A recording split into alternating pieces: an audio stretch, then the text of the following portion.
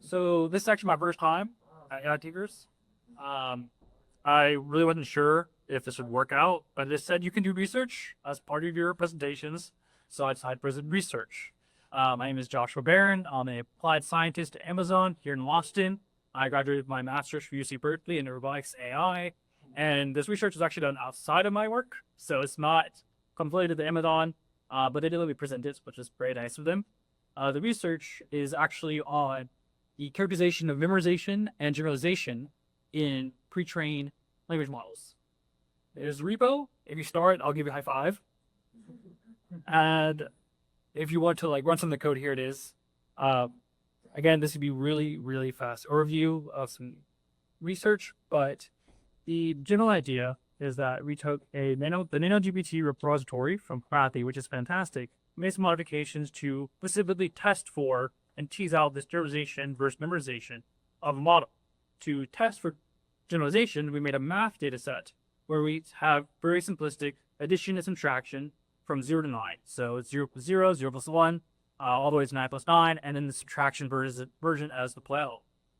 However, we hid or basically withheld all 5 7 combinations. So no 5 plus 7, 7 plus 5, 5 minus 7, and 7 minus 5. This, what we kind of do is that basically we're kind of playing around with the idea that during training, these models see everything, right? It's everything, but can it generalize to something that they haven't seen? For example, think of medicines. They've seen probably every single equation of a medicine. Like this plus this plus this equals Adderall. Advil. We're in slip there. Advil, or this plus this is Tylenol, right? But maybe there's something between those two that it doesn't know, and we could generalize to that if it never saw that in the training. So that's why we withheld those math cases, those 5 7 combinations. For memorization, we have capital cities. Those are your, capital of X is Y. Capital of France is Paris. And this is important because no one would trust a model that hallucinates very simple questions, right? If it says the capital of France is Toronto, no matter how well it does in B-vowels, people would be skeptical and probably wouldn't use it. And this kind of incentivizes a lot of memorization training of these models. And so we're trying to characterize, does training for memorization actually impact the ability to generalize? We test this to 4 size models, and we actually had to modify some of the NanoGPT stuff to make the models this small. We're talking very, very small.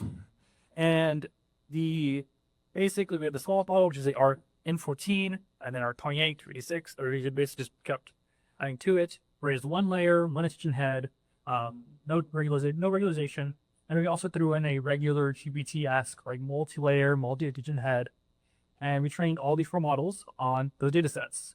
The first result we got was kind of fascinating, but not that surprising if you do a lot of traditional machine learning, where only the smallest model was actually able to generalize to those 5 7 combinations. This is because, again, the model doesn't have enough parameters to memorize the math it's seeing. And so for it to actually reduce the loss, it has to find an underlying function.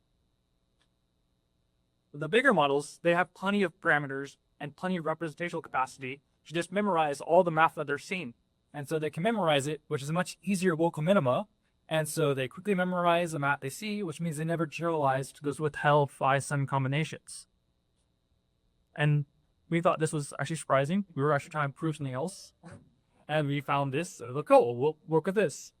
Now, when we use the same models on memorization tasks, we see here that the model that didn't have enough parameters to memorize math definitely doesn't have enough parameters to memorize the capital cities. And we got 8% accuracy. With bigger models, they all had no problem memorizing all those capital city facts because, again, it can represent all that in its parameter space. The other interesting finding was that, if we introduce those tasks, so we can concatenate the math and the facts tasks or ESS, what happens? And what we find is that the introduction of a memorization task basically suppresses all of the generalization. And we had, of all these models, not a single one got any of the 5 7 combinations correct. The models that were big enough to be able to get the hypotheses correct were also big enough to just memorize the math and therefore not generalize to those 5 7 combinations. And then with the multi-layer transformer, again, we tried that and it really memorized everything, including the math, which meant it was not able to generalize to those unseen faces. For code, I train all these on my desktop, which is much more powerful. But luckily, because of the magic that PyTorch is, I can run these on a MacBook. Run this from the trained versions. See if I can make this bigger.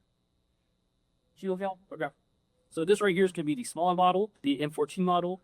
That, again, this is the only one that's able to generalize to this withheld cases. And it gets correct, which is fantastic. Now, everyone kind of says, big models are great.